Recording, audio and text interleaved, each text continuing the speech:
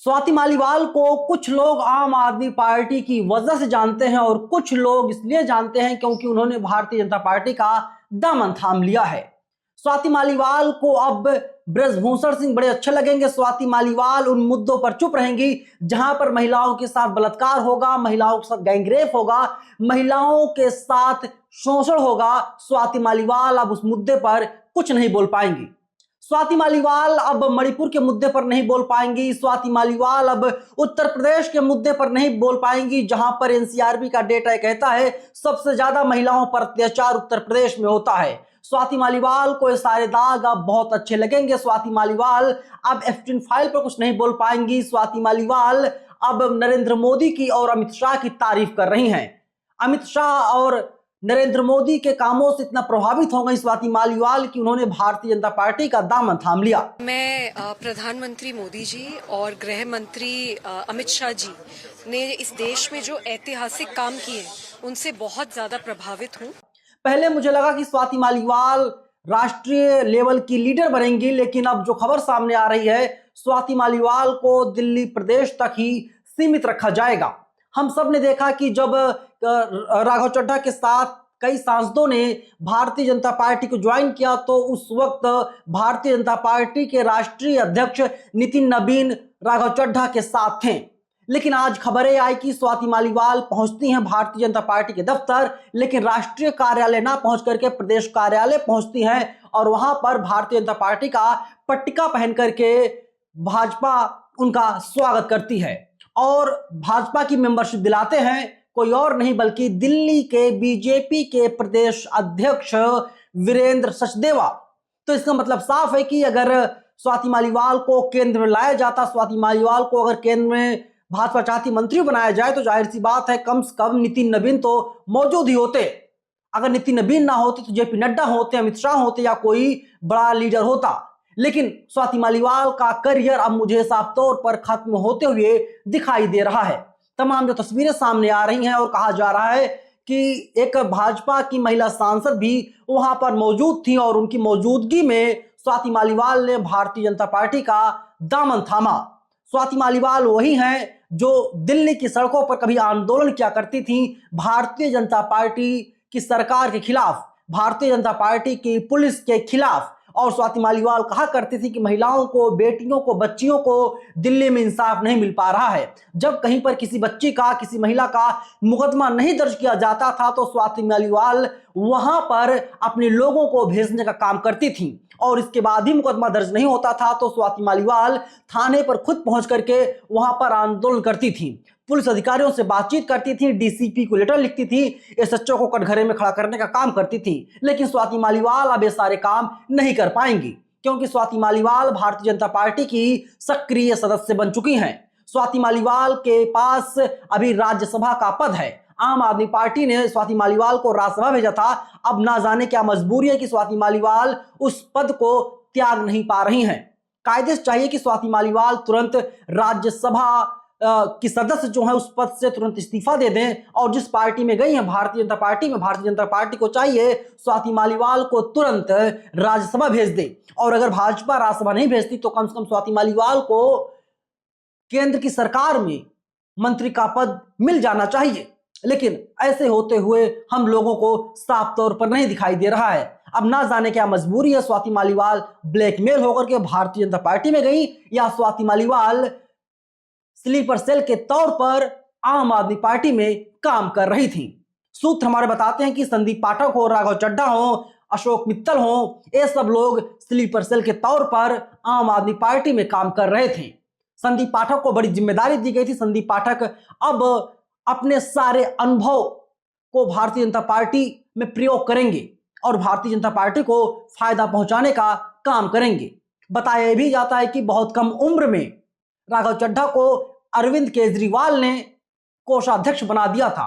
मतलब जो पैसों का हिसाब किताब था वो कोई और नहीं बल्कि राघव चड्ढा किया करते थे।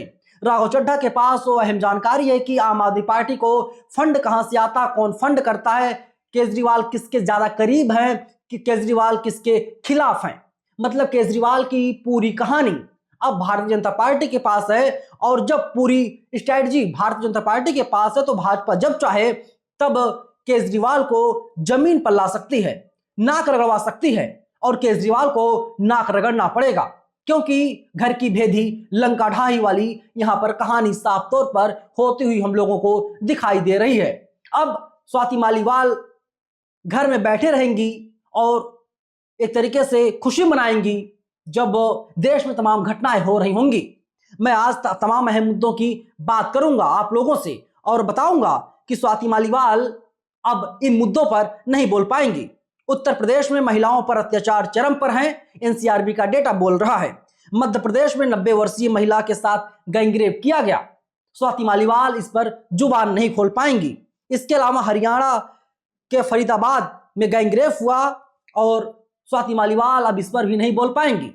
तमाम जब महिला खिलाड़ी, महिला पहलवान दिल्ली की सड़कों पर आंदोलन कर रही थी, दिल्ली की सड़कों पर घसीटी जा रही थी, तो स्वाति मालीवाल लगभग चुप ही थी। लेकिन स्वाति मालीवाल अब खुल करके ब्रजभूषण सिंह का पक्ष लेंगी और इन तमाम महिला पहलवानों को ही दोषी ठहराएंगी और कहेंगी सारी गलती इनकी है, क्योंकि स्वाति मालीवाल भारतीय जनता पार्टी की सांसद बन चुकी हैं। महोबा से कल एक खबर सामने आई, पता चला कि भारतीय जनता पार्टी की एक महिला साफ तौर पर कहती है कि भाजपा के जो जिलाध्यक्ष महोबा के, उन्होंने कहा कि तुम मेरे साथ हम बिस्तर हो जाओ, मतलब उस महिला के साथ सेक्स करो, उसको टिकट दिला देंगे, उसको उपाध्यक्ष बना देंगे।